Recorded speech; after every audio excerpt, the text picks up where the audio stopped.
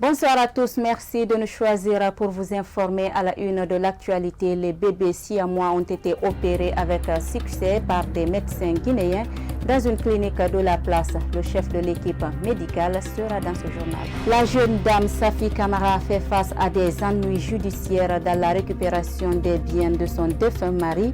Vous entendrez son témoignage dans cette édition d'information. La victoire du Sili national local au CHAN 2020 qui se joue en 2021 rassure quelques observateurs du football guinéen. Nous leur donnerons la parole à la fin du journal. Une fois encore, bonsoir et bienvenue. Alpha Condé a dévoilé une partie de son gouvernement mardi soir. On connaît les têtes de 16 ministres sur 36. Cependant, il n'y a pas eu grand changement. Mais malgré les accusations de détournement contre la ministre Zinab Dramé, elle reste maintenue à la tête du ministère de l'enseignement technique et de la formation professionnelle, Mariama Bari et Ibrahima Paye Kamara. Gouverner autrement, c'est le slogan de campagne d'Alpha Condé pour le 3e mandat qui s'est donné malgré toutes les contestations. Un slogan qui ne se reflète pas dans son nouveau gouvernement.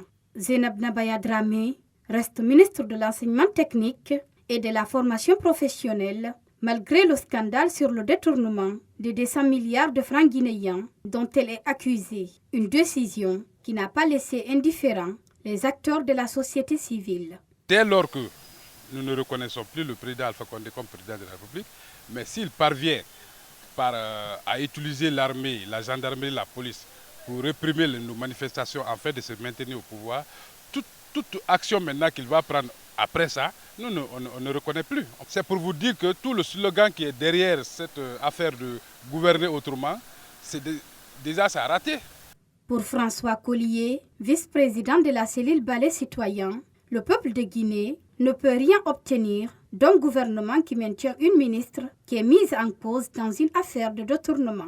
Si vous dites que vous allez lutter contre la corruption, vous allez gouverner autrement, mais il y a des actes qu'il faut poser, ce n'est pas la parole. Il y a des actes qu'il faut lier à la parole. Mais dès lors qu'il y a déjà un problème qui est à la justice, vous ne cherchez même pas à savoir ce qui se passe. Le professeur Alpha Condé lui-même, dans une déclaration, il a dit que non, on accuse la dame pour ne rien, donc de la laisser tranquille. Et cela confirme aussi, il a confirmé cela aussi par la reconduction de cette même dame à son poste. Donc ça prouve à suffisance que le peuple de Guinée, pour le moment, moi, jusqu'à ce que Alpha quitte au pouvoir, pour le moment, je sais que le peuple n'a pas d'espoir.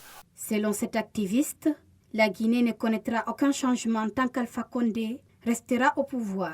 Par ailleurs, François Collier rassure que la société civile guinéenne continuera son combat jusqu'au bout. La Confédération nationale des travailleurs de Guinée a tenu une assemblée générale ce mercredi 20 janvier 2021 à son siège à Kaloum. Objectif à faire l'état des lieux des activités menées à l'intérieur du pays, notamment la sensibilisation des fonctionnaires pour la cotisation et le fonctionnement de l'Institut national d'assurance de maladie obligatoire depuis 2014 pour leur prise en charge en cas de maladie. Compte rendu, Alpha Omar Diallo. C'est en présence des différentes structures syndicales que le secrétaire général de la Confédération nationale des travailleurs de Guinée a présenté ses meilleurs vœux avant de rendre public le bilan des activités de sensibilisation menées à l'intérieur du pays. Il a rappelé à ses collègues l'importance de s'enregistrer à l'Institut national d'assurance maladie obligatoire créé depuis 2014 et surtout s'acquitter de ses cotisations. Chers camarades, c'est toujours avec un grand plaisir que nous nous retrouvons aujourd'hui et vous dire les différentes étapes que nous avons traversées comme bien réussies, notamment Farana, Kankan, Mamou, Labé, Kindia et Bokeh, pour livrer un message fort et important à l'attention des salariés de la fonction publique et des retraités de la fonction publique. C'est l'assurance tant pour nous-mêmes que pour nos ayants droit, car quel que soit notre statut, actif ou retraité, nous devons faire face un jour aux risques liés à la maladie et dont le rôle ne peut être supporté ni par notre revenu mensuel, encore moins par notre pension. Kadia Touba rappelle que cet institut est le fruit d'un combat mené par les syndicats pour l'amélioration des conditions de vie, de travail et des travailleurs. On ne fait que nous réjouir. On se réjouit en ce sens que C'est grâce au mouvement syndical guinéen que nous avions pu mettre en place ces deux institutions. C'est notre bébé, comme l'a dit tantôt le secrétaire général. Conformément aux accords avec l'Institut d'assurance maladie obligatoire, tout fonctionnaire retraité ou contractuel qui s'acquitte de sa cotisation sera pris en charge en cas de maladie. Les taux de cotisation sont fixés à 5% pour un agent public et 2% pour les retraités. Comme annoncé par le ministère de l'Éducation nationale et de l'alphabétisation, le paiement des arriérés de primes d'incitation des enseignants du secteur public n'est pas encore effectif sur le terrain. Le syndicat national de l'éducation explique que la mission de paiement et de supervision serait en route, mais il exige le paiement de l'intégralité des arriérés de primes d'incitation. Oumar Condé, reportage. Les enseignants des établissements publics à l'intérieur du pays n'ont jusque-là pas reçu leur prime d'incitation de 2 mois d'arriérés sur 4, qui était pourtant prévue ce mardi 19 janvier. Le SNE dit comprendre ce retard, mais il n'adhère pas à la stratégie de paiement. Nous avons pris langue avec les autorités tout à l'heure au niveau du département de la fonction publique. On nous a fait comprendre que les missionnaires de Cancan et des Élécourés vont bouger aujourd'hui. Et nous avons aussi des superviseurs dans cette mission. Nous allons les appeler d'ici le soir pour savoir effectivement s'ils sont en route ou pas. C'est 4 mois d'arriérés de primes d'incitation. Depuis le mois de septembre jusqu'à décembre, ce n'est pas encore payé. Et c'est le mois de janvier qu'on dit qu'on va mettre sur le bulletin. Et c'est chose que nous avons appréciée. Selon Michel Pépé Balamo, il faut payer l'intégralité des arriérés. Il poursuit qu'il n'est pas question que les enseignants de Conakry sont mis en attente. Et si on n'arrive pas à voir les missions la bouger aujourd'hui, demain l'intersyndicale se rencontrera et elle en tirera toutes les conséquences qui s'imposent de droit. Pendant ce temps, le syndicat national de l'éducation fait montre de patience, mais il n'exclut pas d'aller en grève si sa demande n'est pas prise en compte. Les bébés siamois nés à Farana et évacués à Conakry le mois de novembre dernier ont été opérés avec succès mardi dans une clinique de la place. Le chef de l'équipe médicale se félicite du travail accompli. La famille adoptive des nourrissons remercie les bonnes volontés qui ont rendu cette opération possible. Reportage Yae Oumoubari et Mustafa Diane. Pour la première fois, des chirurgiens guinéens séparent des siamois. Les bébés qui étaient reliés par le postérieur sont chacun libre de ses mouvements à partir de ce mardi. Leur mère étant décédée quelques heures après l'accouchement, c'est Dame Mawa Keita qui s'occupe des enfants depuis leur naissance. Elle remercie les donateurs. Et depuis qu'on est à Conakry aussi, M. Sikiwa Mara avec sa femme, ils ont fait la prise en charge aussi, de commencer d'abord à manger 1 ou 2 personnes qui sont venues de Farana et la prise en charge des bébés, biberons, tout, c'est eux qui ont pris tout en charge. Dr Balamoussa Touré a dirigé l'opération. Il revient sur les circonstances. Les enfants sont venus à Conakry, ils ont perdu leur maman à la naissance et ils ont besoin d'être nourris. Donc, on ne pouvait pas faire la chirurgie automatiquement.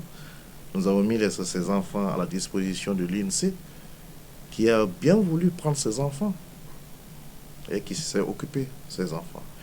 On a eu besoin de la consultation des pédiatres qui sont venus voir ces enfants. On a eu besoin de la consultation des neurologues qui se sont déplacés, ils sont venus voir les enfants.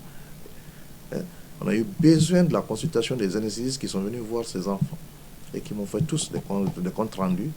Et on a eu des réunions, voilà le résultat. Poursuivant, Dr Bala Moussa rappelle l'importance de faire des consultations prénatales pour les femmes enceintes. C'est de dire à nos mamans d'accepter d'aller se faire suivre, de faire des consultations prénatales. Parce que je suis convaincu, paix à son âme, la maman de ces jumeaux, si elle avait suivi les consultations prénatales, elle avait fait l'échographie, elle n'allait pas mourir. L'opération devait se tenir au CHU de Donka. Faute de matériel, elle s'est finalement déroulée dans une clinique privée de la place.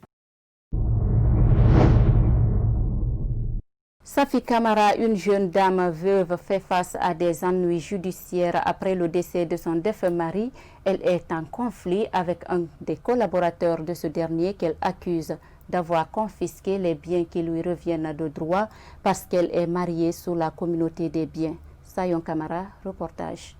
Safi Camara s'est mariée à un entrepreneur ghanéen en 2018 sous le régime de la communauté des biens.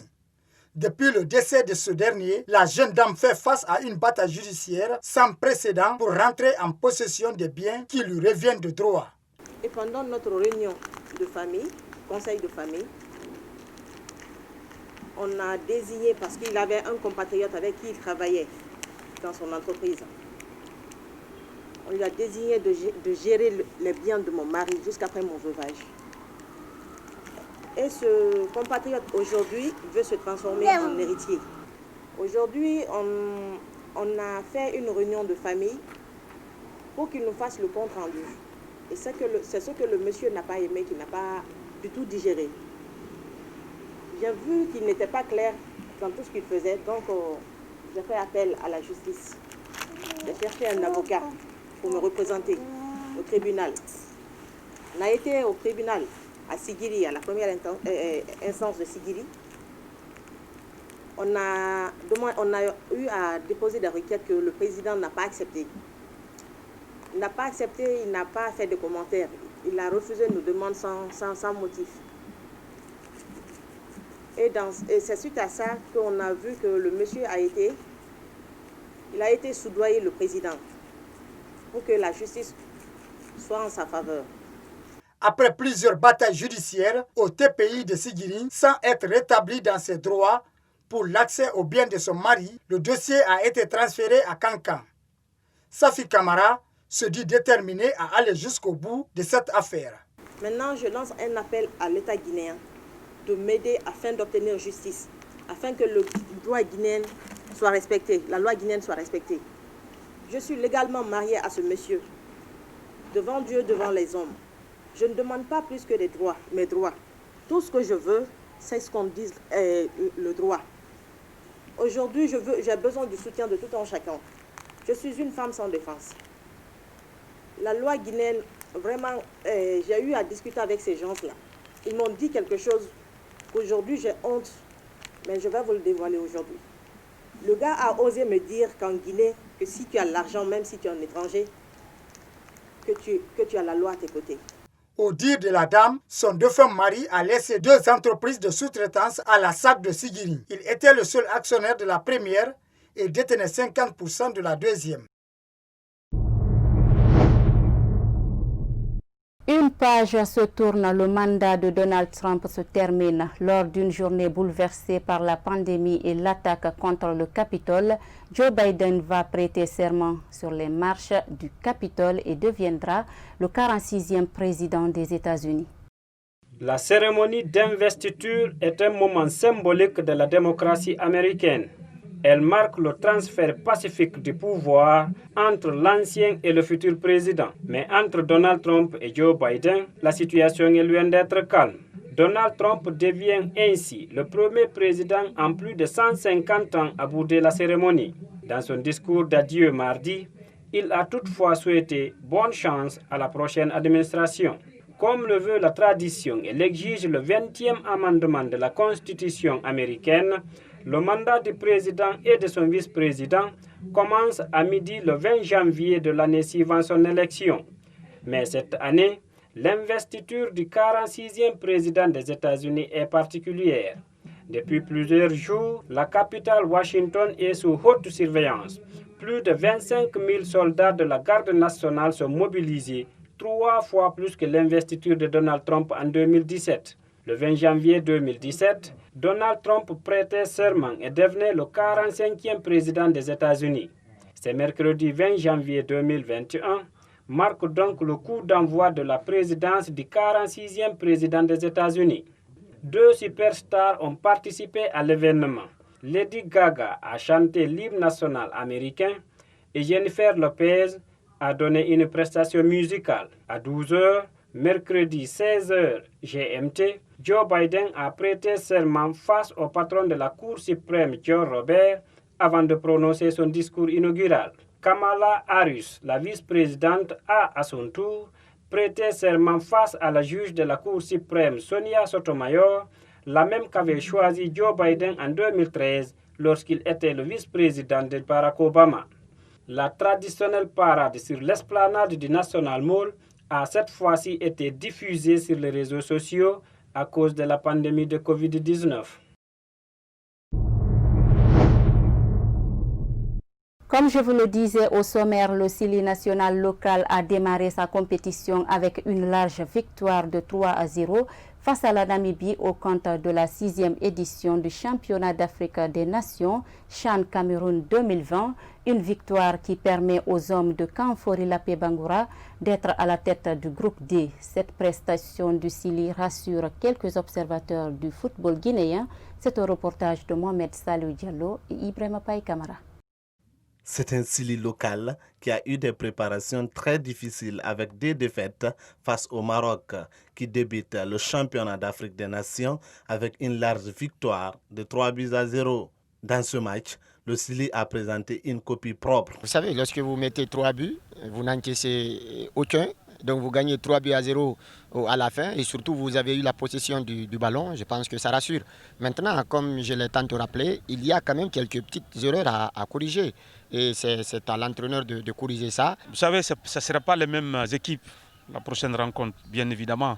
Alors si on se focalise sur ce match, on peut dire oui, parce que le pressing était haut et on a vu les latéraux qui ont beaucoup participé, à savoir Mohamed Bangoura Yorobo, le latéral gauche. On a vu le latéral droit, Nabi Kamara, policier, qui ont participé à leur manière. Le milieu de terrain et l'attaque, il n'y avait pas trop d'espace. Donc physiquement, techniquement et mentalement, on va dire que l'équipe était là. Dans cette sortie guinéenne, Morlaye Sylla, auteur du deuxième but de la rencontre, a été élu l'homme du match. Malgré cette victoire qui fait de l'attaque guinéenne la meilleure en ce début de la compétition, le technicien guinéen Kamfori Lapé Bangoura doit revoir la défense de son équipe. Bon, il faut qu'il revoie l'axe central. Je ne sais pas si vous avez vu, les 20 dernières minutes, les Namibimiens ont eu 2 occasions nettes qu'ils auraient pu transformer. N'eût été leur inexpérience et leur manque de concentration dans la surface de réparation. L'axe central est à revoir. Cette victoire avec 3 buts d'écart met la Guinée à la tête du groupe D devant la Zambie, tombeuse de la Tanzanie 2-0. Les Guinéens vont en découdre avec les Zambiens le samedi 23 janvier prochain, qui sont respectivement premier et deuxième de cette poule. Voilà, mesdames et messieurs, c'est ce Télémando Sport qui met fin à cette édition d'information. Merci à tous de l'avoir suivi et bonsoir chez vous.